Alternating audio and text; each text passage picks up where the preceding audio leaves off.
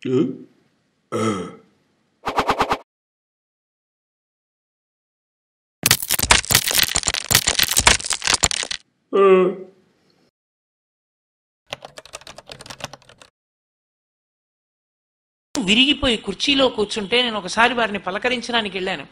అయ్యా, మీరు వాడవాడలా రామాయణం చెప్పారు, ఇలా మిమ్మల్ని చూస్తే బాధేస్తోందన్న. అది తృప్తి అంటే. ఆయన అన్నారు, ఒరే నాయనా కోటేశ్వరరావు, రామాయణం తిరిగి చెప్పగలిగినంత కాలం చెప్పావుగా, ప్రతి చోటికి వెళ్ళి చెప్పావుగా, ఇక చెప్పగలా, కూర్చో, నీ వినాలనుకున్న వాళ్ళు నీ దగ్గరికి వస్తారు, కూర్చుని చెప్పు అన్నాడయా రామచంద్రమూర్తి. ఇప్పుడు మాత్రం ఏం లోటంటావు? ఎంతమంది వస్తున్నారో చెప్పట్లా రామాయణం అన్నారు. ఎన్ని ఊళ్ళ నుంచో వస్తూనే ఉండేవారు, ఆ రామచంద్రమూర్తిని తలుచుకునేవారు. చిట్ట చివర హాస్పిటల్కి తీసుకెళ్ళిపోతుంటే కూడా గుండె నొప్పి వస్తూ కూడా మహానుభావుడు వచ్చిన వాళ్ళని, ఎక్కడి నుంచి వచ్చారో, బాగున్నారా, ఆరోగ్యం బాగులేదు, హాస్పిటల్కి వెళ్తున్నానేమనుకోకండి, ఎక్కువ మాట్లాడలేనని వెళ్ళారంటే, పూర్వభాషీచ రాఘవ, ముందు మాట్లాడే రామచంద్రమూర్తి లక్షణం ఆయన ఎందు ఉపాసనగా వచ్చింది. ఆయన వెళ్ళిపోతే, ఆయన శరీరం విడిచిపెట్టేస్తే చక్రవర్తులకు పట్టదు, గంధపు చెక్కలలో కాల్చినంత ఇది చేశారు.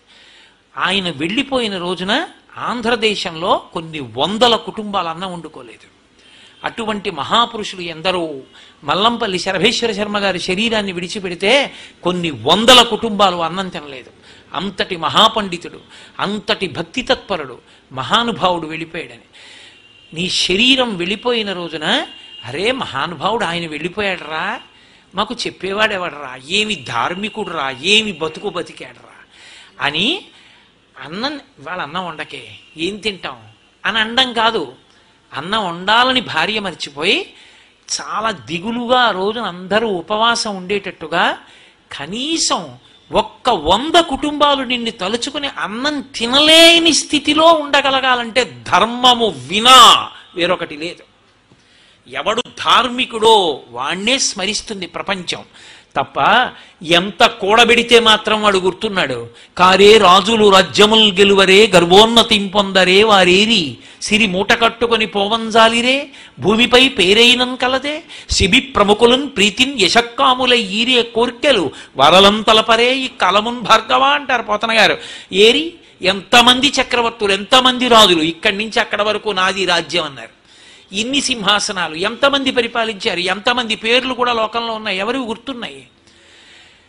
ఎవడు ఇచ్చాడో, ఎవడు దాత అయ్యాడో అటువంటి శిబి చక్రవర్తి మొదలైన వాళ్ళు స్థిరమైనటువంటి కీర్తిని సంపాదించి చరిత్ర పుటల్లో శాశ్వత స్థానాలు సంపాదించుకున్నారు తప్ప, నాది నాదని మూటగట్టుకున్న వాళ్ళు ఎవరు మిగిలిపోయిన వాళ్ళు లేరు, అనుభవించిన వాళ్ళు లేరు. చిట్ట చివరికి మనం కథలు వినలా, మణుగుల బంగారం దక్షిణ దేశానికి వచ్చి దేవాలయాలు కొల్లగొట్టి పట్టుకుపోయిన వాళ్ళు, నే చచ్చిపోయాక ఈ బంగారం ఏమైపోతుందో అని 4 ఖర్చుకు చచ్చిపోయారు. పట్టుకెళ్ళగలిగాడా? తల్లి గర్భము నుండి ధనము తేడెవ్వడు, వెళ్ళిపోయడినాడు వెంటరాదు, లక్షాధికారైన లవణమన్నమే కాని మెరుగు బంగారంబు మింగబోడు, పొందుగా మెరుగైన భూమి లోపల పెట్టి దాన ధర్మము లేక దాచి దాచి తుదకు దొంగలకిత్తురో దొరలకవునో, తేనె జుంటీగలీయవా తెరువరులకు, భూషణ వికాస శ్రీధర్మ పురనివాస, దుష్ట సంహార నరసింహ దురిత దూర అంటాడు నృసింహ శతక కర్త. ఎవడు అమ్మ కడుపులోంచి వచ్చినప్పుడు కోట్లు తెచ్చావా, ఈ శరీరం విడిచిపెట్టి వెళ్ళిపోయేటప్పుడు కోట్లు పట్టుకెడతావా? అలెగ్జాండర్ ద వరల్డ్ కాంక్వరర్ అనిపించుకున్నవాడు శరీరం విడిచిపెట్టే ముందు చెప్పుకున్నాడు, శవపేటికలోంచి 2 చేతులు ఇలా బయట పెట్టేసినవి పాతి పెట్టేసి బయట పైన బోర్డు పెట్టండి, Alexander the world conqueror who has conquered the entire world left this world without taking even a single naya paisa with him, stretching his hands like this అని. ఇలా ఖాళీ చేతులతో వచ్చాడు, ఖాళీ చేతులతో వెళ్ళిపోయాడు.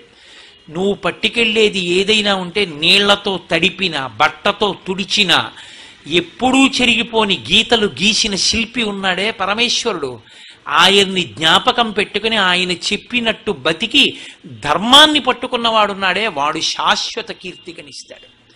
వాడు ఆ వంశంలో పుట్టిన కారణం చేత ఆ వంశం అంతా తరిస్తుంది.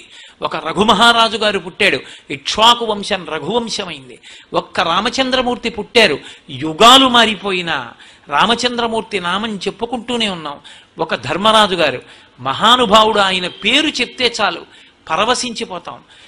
ఎక్కడ ధర్మమో అక్కడ విజయము, ఎక్కడ ధర్మమో అక్కడ రక్షణ, ఎక్కడ ధర్మమునందు అనురక్తి లేదో, ఎక్కడ ధర్మము విడిచిపెట్టబడి కేవలము ధనమునకు మాత్రమే విశేష ప్రాధాన్యత ఇవ్వబడుతుందో అక్కడ కేవలము పతనము తప్ప ఉన్నతి అన్న మాట అన్వయము కాదు. పైగా అటువంటి ద్రవ్యాన్ని తెచ్చి ఇంట్లో పెట్టడం విశేషమైనటువంటి అగ్నిహోత్రాన్ని తెచ్చి పెట్టుకోవడమే. దానివల్ల తనని నమ్ముకున్న వాళ్ళు అందరూ పాడైపోతారు. మహానుభావుడు చిట్ట చివరగా రావణాసురుడు ఏమైపోయాడు? ఏది మిగిల్చుకున్నాడు? ఎవరు మిగిలారు అనుభవించడానికి? కాబట్టి ఆ స్థితిని తెచ్చుకోకూడదు అంటే ప్రయత్నపూర్వకంగా ధర్మం వైపుకి ఒరగడం నేర్చుకోవాలి. అందుకే మనుష్యునకు బుద్ధినిచ్చాడు పరమేశ్వరుడు. అందుకే మనం లోకంలో ఏ కార్యం చేసినా ఓం శాంతి శాంతి శాంతి అన్న మాటతో పూర్తి చేస్తాం. నువ్వు శాంతంగా ఉండాలి, 10 మంది నీ వలన శాంతిగా ఉండాలి. నువ్వు శాంతంగా ఉండకుండా 10 మందిని శాంతిగా ఉంచకుండా ఎప్పుడూ అందరూ భయపడేటట్టు బతకడం, భయపడేటట్టు చచ్చిపోవడం, నీ చరిత్ర చదువుకున్నా కూడా భయపడ్డాం, అలా మనిషి బ్రతకూడదు. మనిషి పరమ శాంతియుతంగా జీవించగలగాలి. తృప్తిని తనంత తాను అలవరుచుకోవాలి. నేను నిన్ననే అంటున్నాను మా మోహన్ రావు గారితో కాకినాడ వెళ్ళేటప్పుడు, తృప్తిని నటించడంతో ప్రారంభం అవ్వాలి. తృప్తి నీ జీవన విధానం అయిపోవాలి. తృప్తి తనంత తాను ఎవ్వడికీ మొట్టమొదట్లో ఉండదు. ఇప్పుడు నేను ఇక్కడికి వచ్చాను ఉపన్యాసానికి, పరిపూర్ణమైన తృప్తితో వెళ్ళిపోతానని మీరు అనుకోకండి. నాకు అసంతృప్తి కల్పించినటువంటిది ఏదో 1, 2 ఉండొచ్చు. నేను అసంతృప్తి పొందాలి అనుకుంటే అబ్బా సూదులతో పొడిచినట్టు పొడిచేసే దోమలు అని అసంతృప్తి పడిపోవచ్చు. కానీ మొదట తృప్తిగా ఉన్నట్లు నటించడం నేర్చుకో. నటించడం అంటే కోట్లకి కోట్లు సంపాదించాడు నిజ జీవితంలో, బిచ్చగాడి పాత్ర వేస్తున్నాడు, బిచ్చగాడిలాగే ఉంటాడు. 3 రోజుల నుంచి అన్నం లేనివాడి ముఖం ఎలా ఉంటుందో అలాగే ఉంటాడు, ఇంతంత బవిరిగడ్డాలతో. అలా నీవు అసంతృప్తిగా ఉన్నా తృప్తిగా ఉన్నట్లు నటించడంతో మొదలుపెట్టు జీవితం. ఆ నటనతో మొదలుపెట్టి తృప్తిగా ఉన్నట్టు నటించడం తప్ప అసంతృప్తిగా ఉన్నట్టు నటించను నా జీవితంలోను. ఎప్పుడూ తృప్తిగా ఉన్నట్టే నటించడం. కాబట్టి కడుపులో ఇంకోటి ఉన్నా పైకి తృప్తిగానే కనపడవు. క్రమంగా నీకు తృప్తిగా ఉండడం అలవాటైపోతుంది. నువ్వు తృప్తిగా ఉన్నట్టే ఉంటావు కాబట్టి అశాంతి ఉండదు. నువ్వు ఎవ్వరి మీద గొడవకెళ్ళవు, ఎక్కడా అల్లరి ఉండదు. తృప్తిని నటించడం మొదలు పెట్టాలి తప్ప మొట్టమొదటే తృప్తిగా ఉండిపోవడం సాధ్యం కాని వాళ్ళకి కనీసం తృప్తి నటించడం మొదలు పెడితే తృప్తిగా ఉండడం అలవాటైపోతుంది. మీరు చూడండి, వేదం నేర్పే వాళ్ళు ఉంటారు, మహానుభావులు వేద పండితులు. వాళ్ళు స్వరంతో నేర్పుతారు. ఉదాత్త, అనుదాత్త, స్వరిత అని స్వరం. దాన్ని చేత్తో ఇలా చెప్పడం అలవాటు అయిపోతుంది వాళ్ళకి. వాళ్ళు తర్వాత ఎవరితోన్నా మాట్లాడుతున్నా ఇలా ఇలా అంటుంటారు. అది స్వరం చెప్పడం అలవాటు అయిపోయింది వాళ్ళకి. మీరు సంగీత విద్వాంసులు చూడండి, వాళ్ళకి ఎప్పుడు శృతి అలవాటు అవుతుంది. వాళ్ళు మంత్రపుష్పం చదివినా సరే శృతిలో అలాగే చదువుతారు అందంగా. అలా తృప్తిని నటించడం మొదలుపెట్టారనుకోండి, తృప్తిగా ఉండడం అలవాటు అయిపోతుంది. మనసు వశపడిపోతుంది, తృప్తిగా ఉండడం అలవాటు అవుతుంది. అందుకే కనీసం తృప్తి తనంత తాను రాకపోతే తృప్తిగా ఉన్నట్లు నటించడం అన్నా ప్రారంభించాలి జీవితంలో. అది కూడా చేత కాలేదనుకోండి, క్రమంగా వశపడిపోయేది దేనికి అంటే తృష్ణకే. తృష్ణకి చిక్కినవాడు ఎంత దారుణమైన స్థితిని పొందుతాడో రామకృష్ణ పరమహంస చెప్తారు. ఒక పావు కప్పని పట్టుకుంది, కప్ప సగం పావు నోట్లోకి వెళ్ళిపోయింది, ముందు భాగం సగమే బయటికి ఉంది, ఇంకా చచ్చిపోలేదు, కొద్దిగా ఓపిక ఉంది. దాని ముందు నుంచి ఈగ ఎగురుతోంది. కప్ప నాలుక చాపి ఆ ఈగని పట్టుకునే ప్రయత్నం చేస్తోంది. ఎందుకు అంటే కప్పను పావు నోట్లోకి సగం వెళ్ళిపోయిన కప్పకి ఇంకా నోరు బయటకుంది కాబట్టి ఈగని పట్టుకుందామన్న తాపత్రయం. జీవితంలో తృప్తి అన్నది లేక తృష్ణకే లొంగిపోయినవాడు కప్ప నోట చిక్కిన కప్పలా అయిపోతాడు. తృప్తిగా ఉండడం అలవాటైపోయినవాడు ఆఖరికి శరీరం పడిపోతున్నప్పుడు కూడా పరమేశ్వరుడు ఈ శరీరాన్ని ఇచ్చినందుకు మహానుభావుడు దీంతో చెయ్యవలసిన మంచి పనులు చేయించాడు. ఏ శరీరం అయితేనే ఈశ్వరుడు ఈ మాట, ఏ శరీరం ఇవ్వని నాకు బెంగలేదు, అది తృప్తి అంటే. ఆయన పాదముల యందు భక్తితో ఉండగలిగితే చాలంటాడు. నరత్వం దేవత్వం నగవన మృగత్వం మశకత పశుత్వం కీటత్వం భవతు విహగత్వాది జననం సదాత్తత్పాదాబ్జ స్మరణ పరమానందలహరీ విహారాసక్తం చేద్రు దయమిహ కింతేన వపుషా అంటారు శంకరాచార్యులు వారు శివానందలహరి చేస్తూ. నాకు ఓ స్నేహితుడు ఉన్నాడు. ఆయన ఓసారి గృహప్రవేశం చేశాడు. నేను ఆ గృహప్రవేశం చూడడానికి వెళ్ళాను ఏలూరు. వెళ్తే పెద్ద మేడ కట్టుకుని ఆ మర్నాడు మేడ మీద కూర్చుని నాతో అన్నాడు, ఏమయ్యా సంతోషంగా ఉంది, చాలా పెద్ద మేడ కొట్టావు, ఈత కొలను కూడా కట్టావా ఇంట్లో, చాలా బాగుందన్నాను. అంటే అతను అన్నాడు, ఏమి తృప్తి కోటేశ్వరరావు, ఇది కాదయ్యా, నిజమైన తృప్తి ఎప్పుడో తెలుసా, మేమందరం ఒక్క గదిలోని 2 గదులుండే, ఒక గది వంటిల్లు, ఓ గది హాలు. మాకు ఒక్క టేబుల్ ఫ్యానే ఉండేది కోటేశ్వరరావు.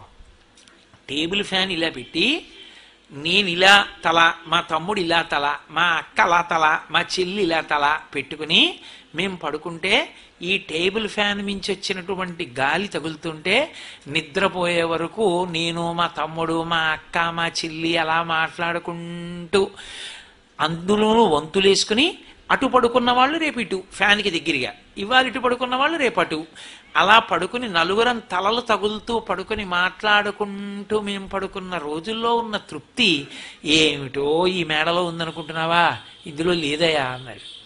తృప్తి ఏదో ఉండడం వల్ల కాదు, తృప్తి ఇక్కడ సాధారణంగా మనిషి జీవితంలో ఉండే లోటు ఎక్కడుంటుందంటే ఏది పోయిందో అక్కడ తృప్తి ఉందంటాడు. మీరు చూడండి, పిల్లలు పెద్దవాళ్ళై ప్రయోజకులు అయితే బాగుండండి అంటాడు. పిల్లలు పెద్దవాళ్ళు అయిపోయారు, వాడు మంచి ఇంజనీర్ అయిపోయాడు, వాడు లండన్ వెళ్ళిపోయాడు. పిల్ల మంచి ఇంజనీర్ అయిపోయింది, అల్లుడు గారు అమెరికా వెళ్ళిపోయాడు. ఇప్పుడు గ్రిల్ దగ్గర నిలబడి బయటికి చూస్తాడు, పిల్లలు వెళ్ళిపోతూ ఉంటారు బ్యాగులు వేసుకుని. ఏమిటో ఆ రోజుల్లోనండి పిల్లలు ఇద్దరు బ్యాగులు వేసుకుని ఇంటికి పరిగెత్తుకొస్తే మా ఆవిడ చిన్న చిన్న గిన్నెల్లో జంతిక ముక్కలు పోస్తే నలుగురం కూర్చుని ఆ జంతిక ముక్కలు తిన్నప్పుడు ఎంత తృప్తిగా ఉండేదో. ఇప్పుడు ఏమిటో ఆ స్కైప్లో చూడటమే, వాడు వచ్చినప్పుడు వీడు రాడు, వీడు వచ్చినప్పుడు అది ఉండదు, ఏమి జీవితం అండి అంటాడు.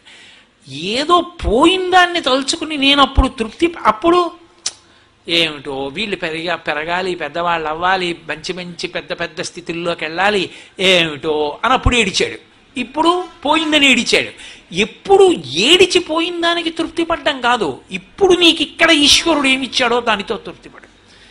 ఒరే, నా జన్మాంతరంలో ఒక డిఐజీ ఇటుపక్క, ఒక ఎస్పీ ఒక పక్క, ఒక సీనియర్ ఐఏఎస్ ముందు నడుస్తుంటే మధ్యలో వెళ్ళే అవకాశం నాకు ఉంటుందిరా? నేనేమన్నా కేంద్ర మంత్రినా, రాష్ట్ర మంత్రినా? పరమేశ్వరుడు ఎంత కృప చేశాడు రా. ఓ పక్క డిఐజీ, ఓ పక్క ఎస్పీ, ఓ పక్క ఐఏఎస్ ఉంటే ముగ్గురి మధ్యలో నడిచి వేదికెక్కావా? ఈశ్వరా, నీ బిడ్డను అలా చూసుకోవాలని నాటకం ఆడి ఇక్కడికి పిలిపించి అలా ఎక్కించావా వేదిక మీదకి? ఈశ్వరా, నీకు నమస్కరిస్తున్నాను అని నువ్వు తృప్తి పడగలిగితే నీ తృప్తికి ఇక్కడే ఉంది. అది చూసి అలా నా వెంట వచ్చేట్టు నేను మంత్రిని అయితే ఎంత బాగుండో అని ఏడిస్తే నీ కర్మ, నువ్వు ఎప్పటికీ బాగుపడలేవు. నీకు ఈశ్వరుడు ఎప్పుడు ఏమిచ్చాడో దానికి తృప్తి పడు. ఆ తృప్తికి కారణం ఉండక్కర్లేదు. ఆకలి సరిగ్గా లేదని 1000 రూపాయల మందులు వేసుకుని ఏడుస్తున్న వాళ్ళు కోట్ల మంది ఉన్నారు. వేల పట్టున ఆకలేస్తోంది, సంతోషించు. దాహం వేస్తే మంచినీళ్లు లోపలికి వెళ్ళక మధ్యలో కన్నం పెట్టి గొట్టం పెడితే ముక్కులోంచి పోసుకుంటున్న వాళ్ళు ఉన్నారు. గుటుక్కు నీళ్లు తాగితే లోపలికి ఎడుతున్నాయి, సంతోషించు. రాత్రి తిని పడుకుంటే పొద్దుడికి కడుపులో పోట్లు వచ్చి జీర్ణం అవ్వక ఏడుస్తున్న వాళ్ళు 1,00,000 మంది ఉన్నారు. తిన్నది గుండ్రాయి అయినా సరే తెల్లారేటప్పటికి జీర్ణం అయిపోతోంది, సంతోషించు. పడుకుంటే నిద్ర పట్టక చారుడు మాత్రలు వేసుకు పడుకుంటున్న వాళ్ళు ఉన్నారు. తలగడా మీద చెయ్యెట్టుకుని ఇలా పడుకుంటే నిద్ర పడుతోంది. పుస్తకం ఉంటే తప్ప మాట్లాడలేని వాళ్ళు ఉన్నారు. వేదిక ఎక్కి కూర్చుని మాట్లాడడం మొదలు పెడితే గంగా ప్రవాహంలో వస్తోంది, సంతోషించు ఈశ్వరుడి కారుణ్యానికి. కొంతమంది కూర్చోలేని వాళ్ళు ఉన్నారు, కూర్చుంటున్నావు. నడవలేని వాళ్ళు ఉన్నారు, నడుస్తున్నావు. చూడలేని వాళ్ళు ఉన్నారు, చూస్తున్నావు. వినలేని వాళ్ళు ఉన్నారు, వింటున్నావు. ఈశ్వరుడు నీకు ఇచ్చిన దానికి ప్రతి క్షణం తృప్తితో ఓలలాడిపోవాలి. ఎన్ని మాటలు కృతజ్ఞత చెప్తావు? అది మానేసి ఎప్పుడు ఏదో పోయిందాన్ని తలుచుకుని ఏడవడం కాదు, వచ్చేదాన్ని ఊహించుకుని అలా జరిగితే బాగుండని కనుబొమలు ఎగరేయడం కాదు. ఇప్పుడు ఇక్కడ నీకు ఈశ్వరుడు వర్తమానంలో ఏమిచ్చాడు